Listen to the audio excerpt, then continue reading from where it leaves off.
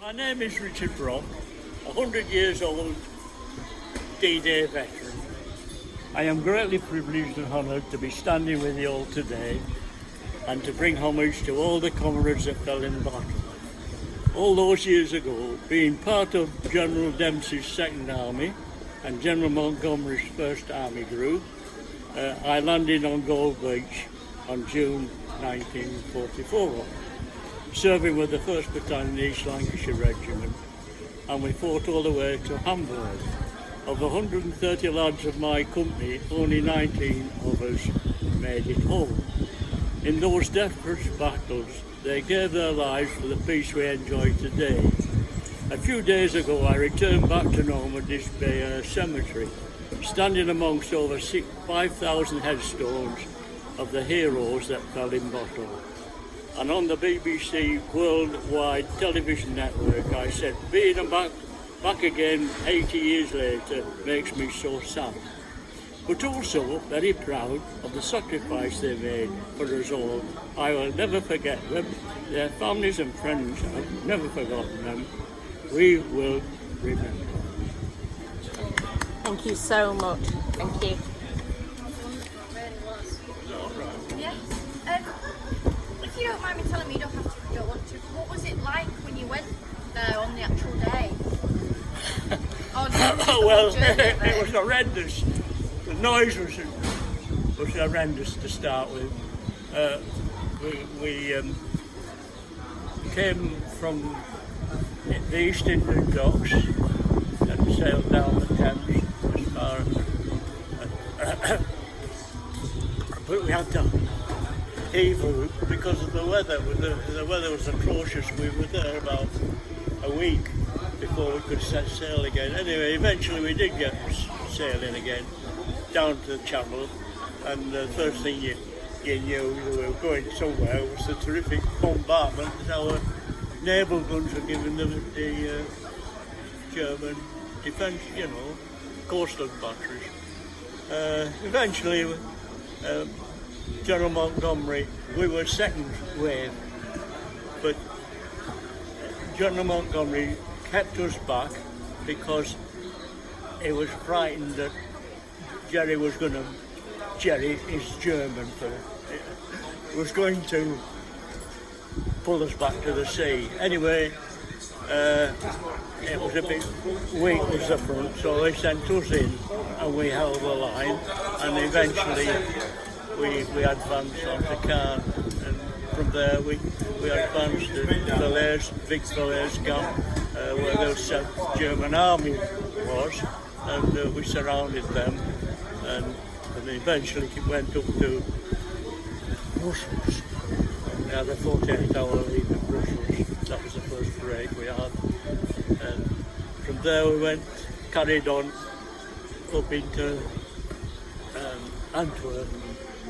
But and then these are weeks later, of course, and then in Antwerp they gave us a 48 hours leave again to recoup and everything, and so my 3 comrades said to me, we'll go and see Buffalo, the little wrecked cinema there, which the army had taken over, of course. I said, all right, so we went to the cafe near the wrecked cinema, of course, and ordered a drink, well, whatever it was. So, and they said, come on Dick, hurry up, because we're going to miss the programme, Buffalo Bill. So they went out to the cafe, 3 of them, on the leeward side of the building, and I was the last out, and next minute I was thrown right through the room with the blast of the... Anyhow, the lads came running back, pulled me out of the debris. I was concussed and all the rest of it, and I hurted my leg and my face and all that. But anyhow, they took me to a first aid station nearby, which was the railway station, of course, and that was the end of 48 hours leave. So, but we carried on into Holland, Helmond and Eindhoven, and then the next big battle was Torgum, Holland. It was the capital city of Holland in the olden days, and anyhow we had to take this city, and it took us about 8 to 10 days to take it, of course, and eventually we were back going up to Nijmegen. But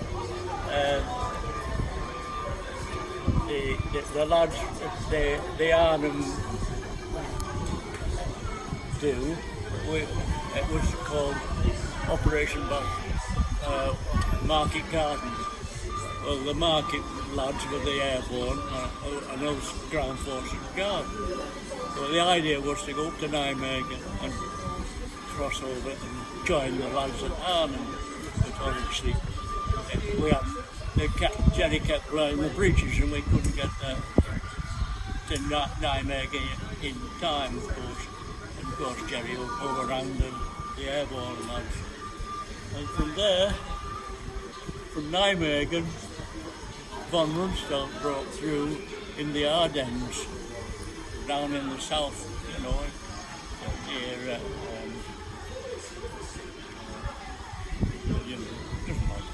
But anyway, with the Americans, well, we were up in Holland, so we had to motor all night and finished up at Dusseldorf.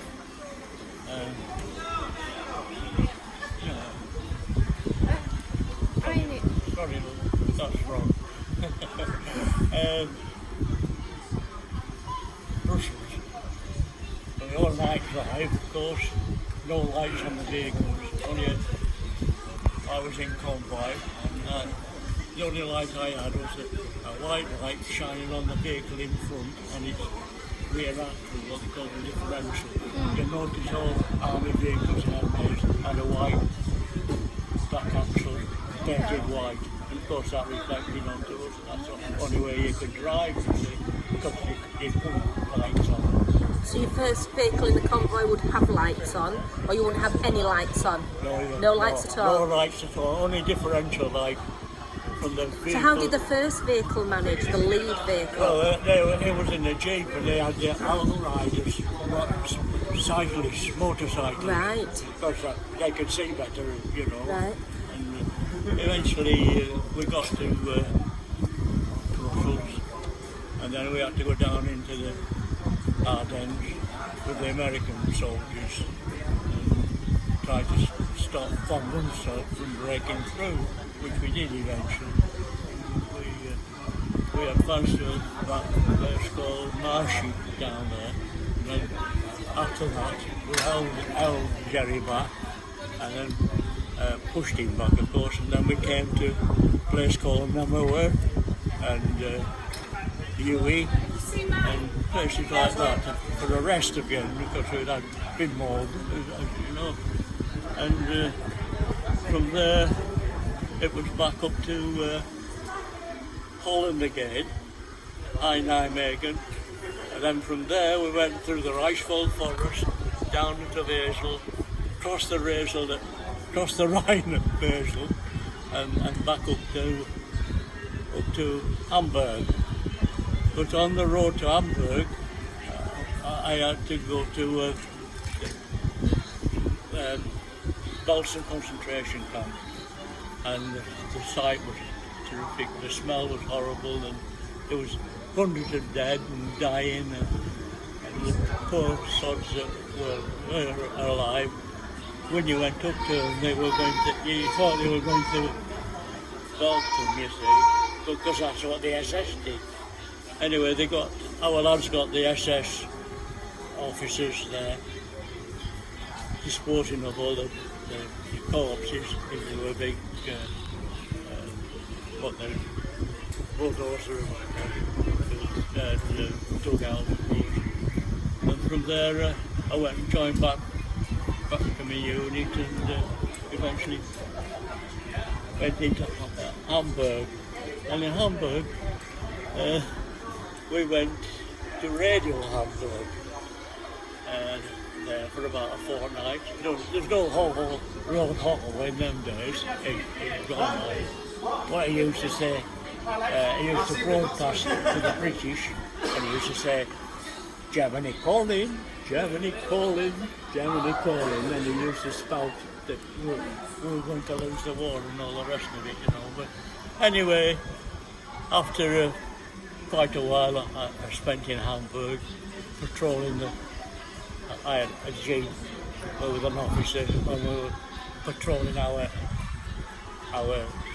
section of Hamburg. And eventually he said, hey Dick, we'll go down onto the dock area. There's a lot of barges down there. We were looking one of them, and then we looked into it. It was full of John Hague's blended whiskey. So I said, right, we loaded the vehicle up and then took it back to the lads and gave them a bottle of John Hague's blended whiskey. The spoils of war, you see. But after that, they were all more or less finished, unconditional surrender. And then, of course, from there we went down into the Ruhr and was in around Dusseldorf and Wartime and Essen and all around there for I was there nearly 3 years. Then came home. Got married in 1947. 1947. Yeah, and my poor wife, she died just 2 years ago. We've been married nearly 75 years. Oh, wonderful. Have you children? That's my middle son over Your middle son there? Anthony, come and see every day. Yeah, Anthony. You must be very proud of him. A wonderful story. Yeah. Just when you're learning about history for her age, to actually hear it from somebody who's been through it, that's going to stick with them more than any lessons. It's just wonderful. Going to schools and do things. Oh, you're wonderful. It's just wonderful to hear it. A fortnight ago we were in Normandy. How was that? Marvellous. Wonderful. I wonder, well, Auntie obviously, he was my mentor. I bet you felt so proud there, didn't you? But, I bet you felt so proud going there. yes, well... Because how many were there left of you that attended? 19. 19. Out of 130. 130. Yeah. And then there's just 19 of you left now. And I was lucky. So I was invited to go over to Norway this time, 80th anniversary, you see. So Yeah. Anthony and I was my mentor. And we went over BAE Systems on a private jet. You went on a private jet? Oh, yes. Oh, wow. Like a celebrity. And then, of course, from the aerodrome to our digs, people are all lined up. Oh, they would have been, yeah. Waving, and even the police was shooting. Oh, so they should do. And no, they did us proud. Yeah. And marvellous, wasn't We it? watched it on the telly. Yes, so at night time, No, just in the middle of an interview.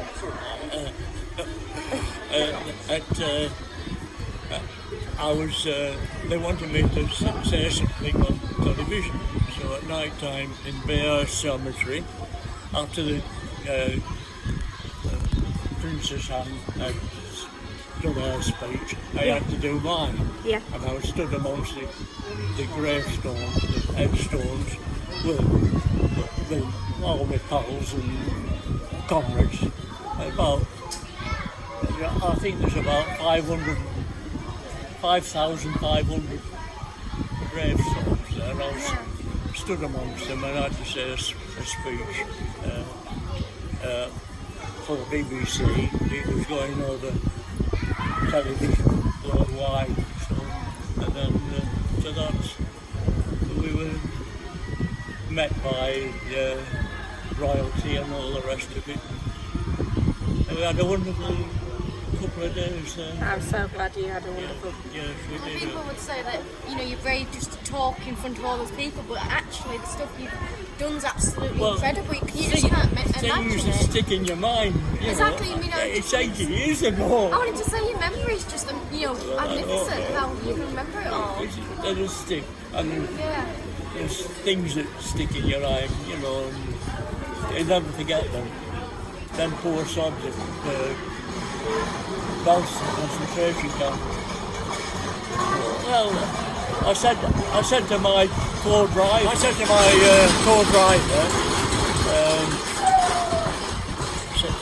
looking round, I said, where's God to allow all this to happen? Because it was disgusting, the SS were evil bastards. Did you lose your faith when you were there? Like when you say Well, that? I thought Did it about question it? I did, love, and I mean, I'm religious, I'm a Christian, and these things do happen, we know, and it's happened all the years and years, but it's the innocent that suffer.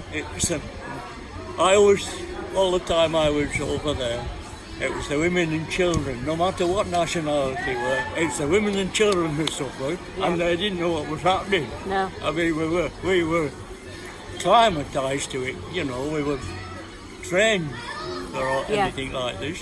But even you, obviously all of it's wrong, but even you were only trained for a short period before you went, weren't you?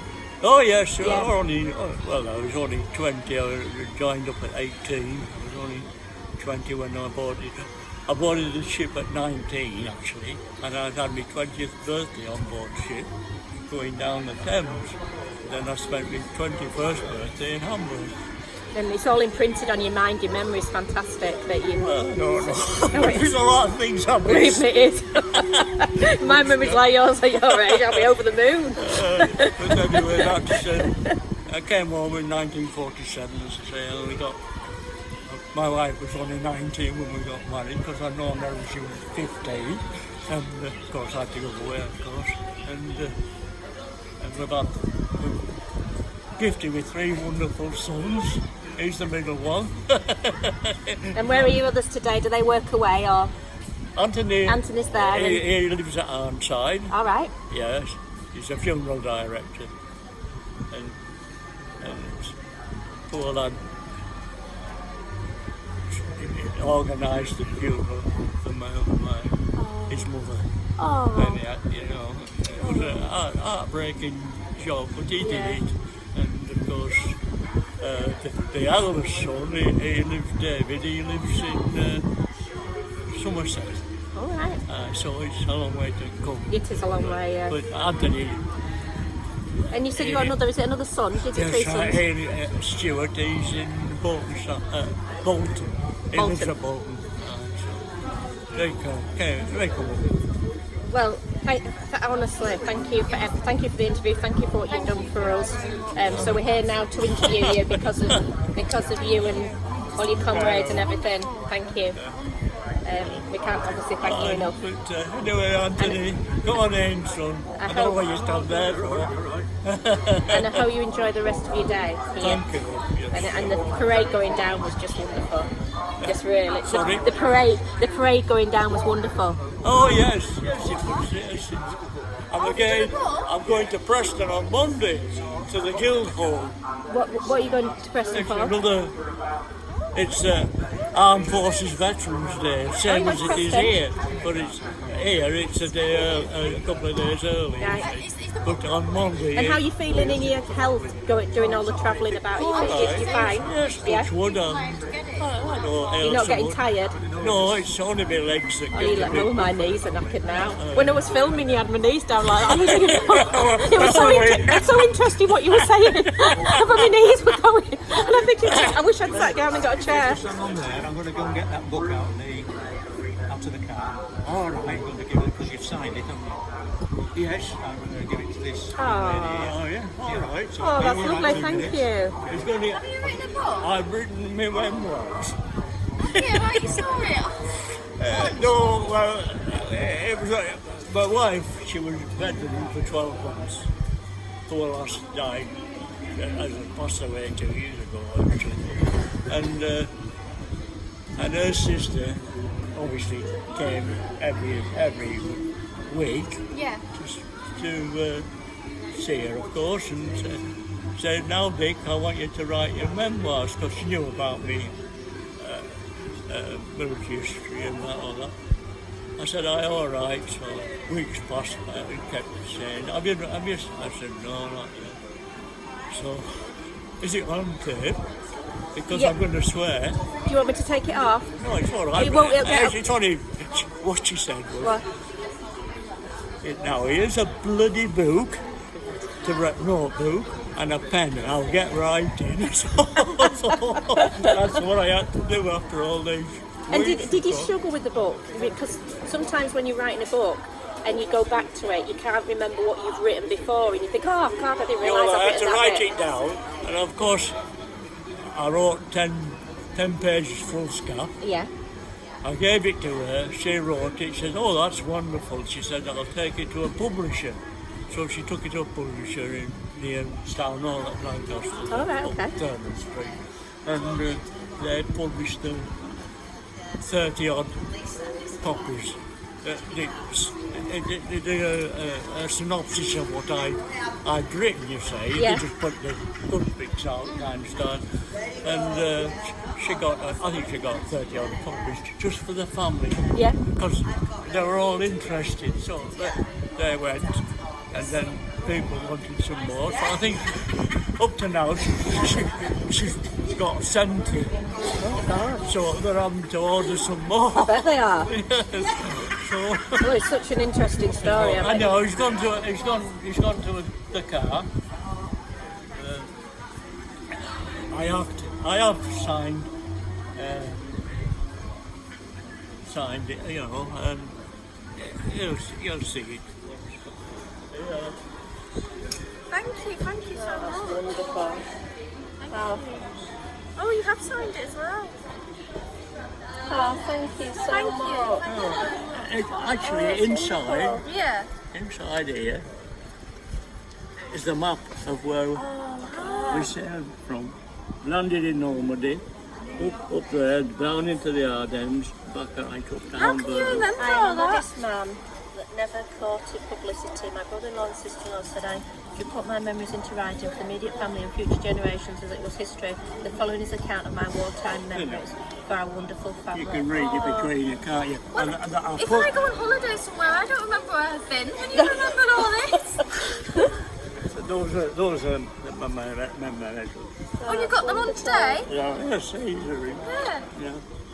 That's the Legion d'Honneur. That's the highest medal you can get. That one Highest is, medal? which is that Which one. is that one.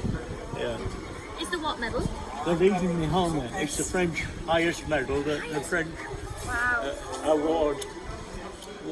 Well, thank you very much for the book, and I can't even thank We'll you treasure that. enough just to We'll say treasure that. for telling us the story and everything. Oh, we'll definitely read Yeah. it, without doubt, yeah. Yeah. All right. Thank you. Pleasure.